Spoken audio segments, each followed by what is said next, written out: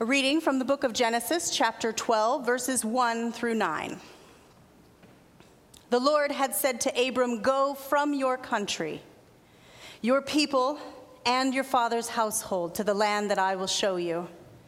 I will make you into a great nation, and I will bless you. I will make your name great, and you will be a blessing. I will bless those who bless you, and whoever curses you, I will curse, and all peoples on earth will be blessed through you." So Abram went, as the Lord had told him, and Lot went with him. Abram was 75 years old when he set out from Haran. He took his wife Sarai, his nephew Lot, and all the possessions he had accumulated and the people they had acquired in Haran, and they set out for the land of Canaan, and they arrived there. Abram traveled through the land as far as the site of the great tree of Moreh at Shechem.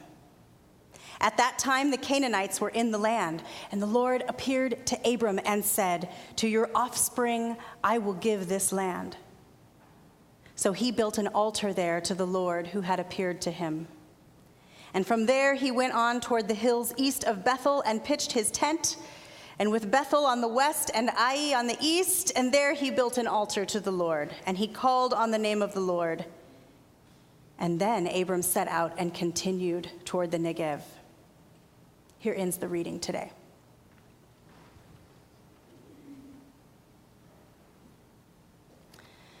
The story of Abram is an invitation to all of us to listen for God's call,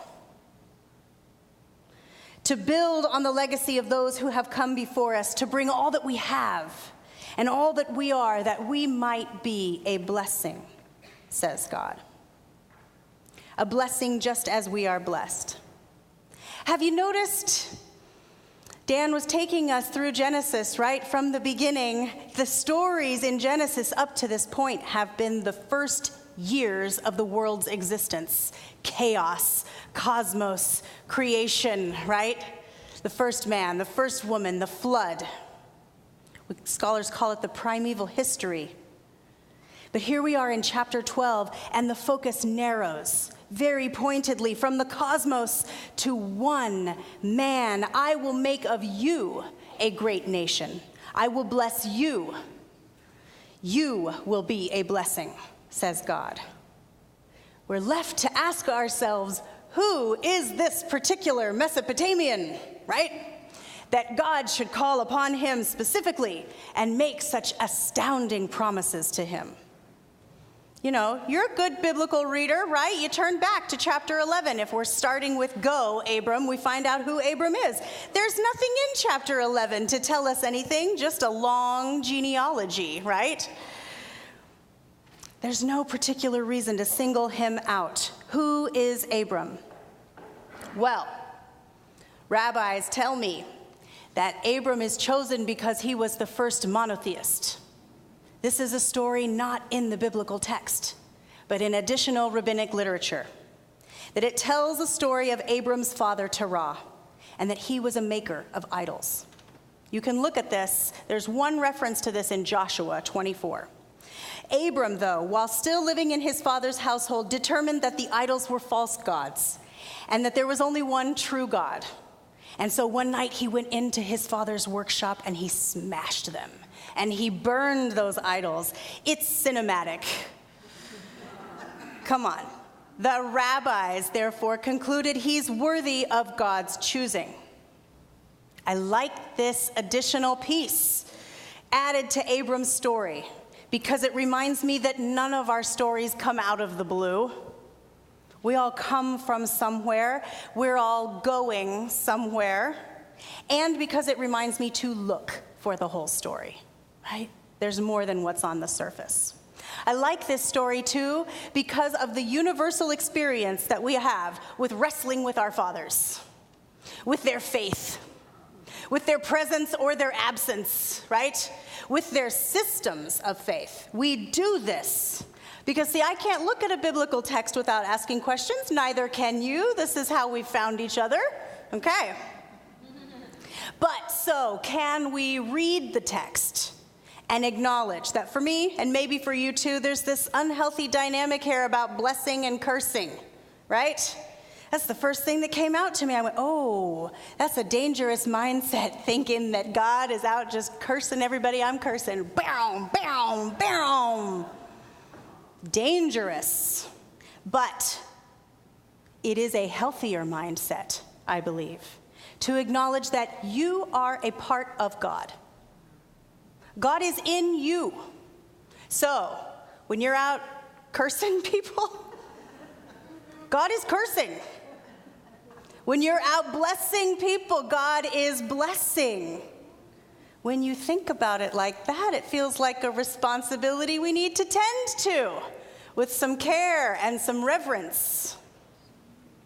Can we read the text and acknowledge that, well, can you hear me as I acknowledge that I'm irritated that Sarai is one of Abram's possessions? That bugs me. Try as we might to tell it differently, I don't think it's fair to ignore it, right? Because then just a sentence later, they talk about all the people that they own, right? And they took them with them too. It's not fair to ignore it. So we're right to question, we wrestle. And if I am to relate to Abram today, if I am to put myself there, I could then also ask myself, what relationships in my life feel like possessions? I like this story because of the universal experience it tells me that we all have, right? Struggling to follow God and stay true to ourselves. 2 weeks ago, I was in this room with you Sunday morning. And I was wrestling with this text, and I was asking God for a song to sing, right? Because that's what I do now, right? What song, God, will come and make this message more relevant today? Which song will help me tell the story? And on that particular Sunday, Dick Busick was preaching, and I was seated beside him. And we were up here on the chancel, and I saw a visitor in the pews, someone I had met earlier in the week. She's in a play with Hannah. That's how I had met her. And she came to church as a visitor that morning. And I remember when we met earlier in the week, we had noted how neat it was that a character in a book had brought us together. And we had coffee later that week, and we quickly acknowledged the blessing of our meeting at all because we had so much more to share, to give and receive to each other. At the intersection of church and 2 women and a book, let me tell you, that's a good way to start a story. But also it passes the Bechdel test, okay? At the intersection of those 3 things, I read this text anew. I saw Abram anew as a lesbian cartoonist named Allison. Wait, let me explain. Alison Bechdel is a graphic novelist, and she wrote a book called Fun Home, which has been turned into a Tony Award-winning musical and will soon run in Eugene, downtown at Oregon Contemporary Theater, featuring my daughter Hannah as small Allison. I got all that brag in one breath. I was trying really hard. Okay, thank you for receiving that. All right. Fun Home is a graphic novel. That was the point. That was what I mentioned. A self-titled tragicomic based on Allison's life. It was the winner of 11 Book of the Year awards in 2006. It makes me feel very behind that I'm reading this in 2018. Has anyone else read this graphic novel? Go to it, right? Okay. So Time magazine called Fun Home a masterpiece about 2 people who live in the same house but different worlds and their mysterious debts to each other. Fun Home, for me, personalizes and universalizes the near impossible task of staying true to yourself and the people who made you who you are. Allison narrates us through her past as she tries to make sense of her relationship with her father, his identity, and his early and deeply tragic death. She struggles as she remembers as a child the rare and treasured physical contact they shared over a game of airplane, right? the rare and perfect balance achieved between them, a time where she felt she really soared above him and connected with him. She wrestles with her mother, with the stories that she was told as a child versus the truth that she knew as an adult. Does that sound familiar? She's struggled to reconcile her own identity as a lesbian and her aspirations as an artist with the identities and the dreams that her parents have decided for her. I don't want to spoil all these details, but suffice to say, not all Broadway musicals are My Fair Lady, okay? Fun Home is a story of faith. And Bechtel is this skilled weaver, and it's so beautiful that by the end, we see how each of her parents' lives were also stories of faith. They each had their own narratives and journeys, their own wisdom and good choices and poor choices, and they too fought their demons, and they struggled to find their way, as Allison did hers. Think about how Abram was 75 years old when this call came. What Fun Home did for me was to break up this false narrative that I still have in my mind. Because the truth is that there is no age at which one figures out life completely. There's no right age when God first calls to us. There's no right time to be the child of God that God has called one to be. It is a work of your whole life. It is a daily work. It is a moment-by-moment work.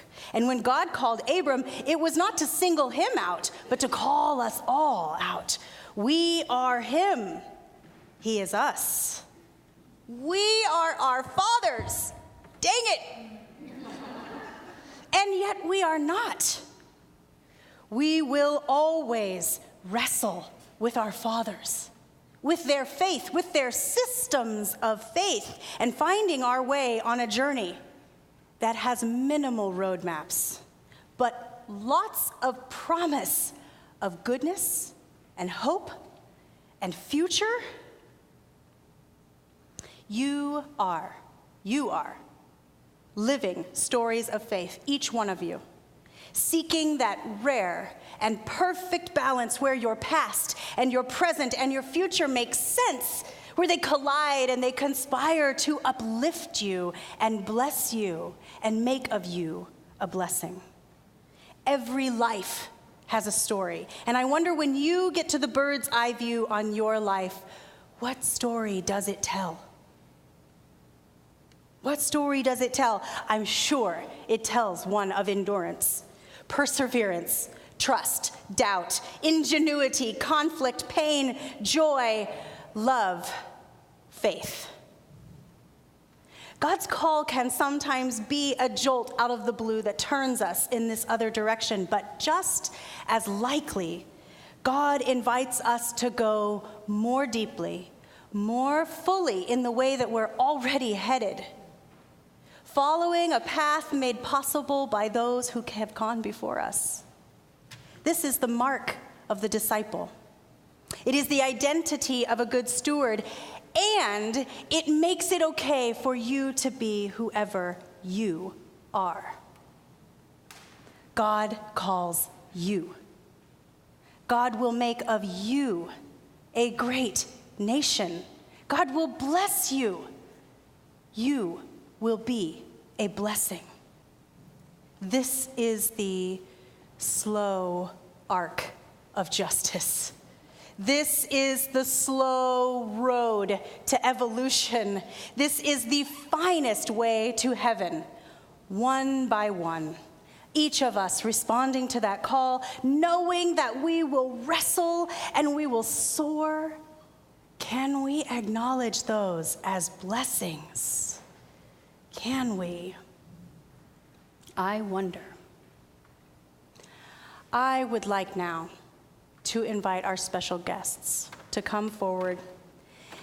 The three Allisons, Miss Allison Mickelson, Miss Lindsay Esch, and Miss Hannah Oristano, to sing the finale from Fun Home.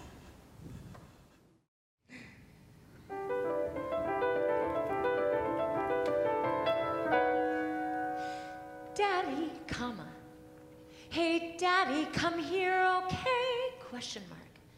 I need Daddy, hey, Daddy, come here, okay? I need you. At the light, at the light, at the light, at the light. What are you doing? Question mark. I said, come here. You What are you doing? I said, come what here. I You tell need to do what I tell you to do. do. Listen to me. Daddy, come here. Hey, right here. Right now, you're making me mad. Listen to me. How does it feel Listen to to me. know? Listen to me. I wanna play airplane. I wanna play airplane. I wanna play airplane. I wanna put my arms out and fly. Like Red Baron in his soap with Camel. No, wait. Like Superman. Up in the sky, till I can see all of Pennsylvania. Say something. Put your feet here like this, Daddy, do what I say. There you are, Dad. Take my hands, give me yours, bend your knees not that way. There I say go, you start pushing me up. Okay. Don't let go yet. Okay, Don't let go yet. And now I'm flying away. Look at me fly in my wristband and cape.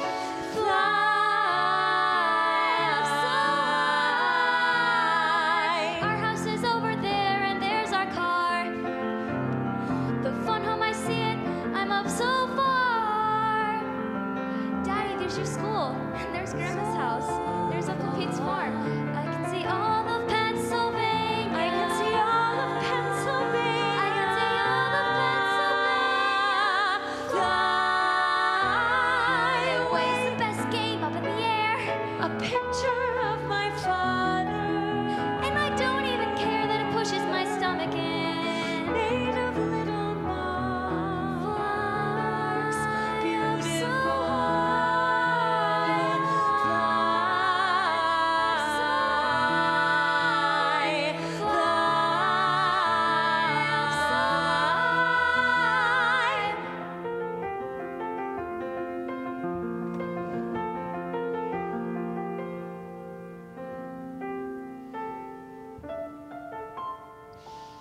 I can see all of Pennsylvania.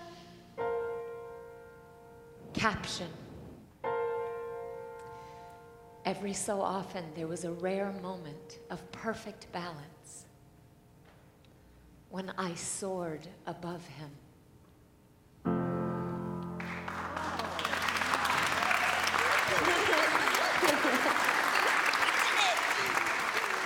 It is so important that you find and share your story.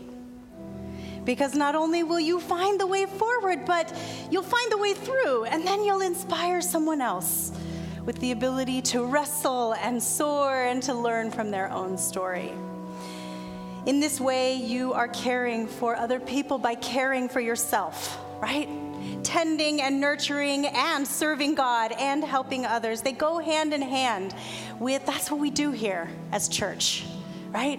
And so if someone here has been searching for a place to call home, a place to wrestle and a place to laugh and a place to find yourself and to help others, we'd love to share that journey with you. You can come forward as we sing the next song. You can talk to me after worship. You can greet your neighbor and they'll tell you all the good things, okay? Let's stand. Will you join us in singing?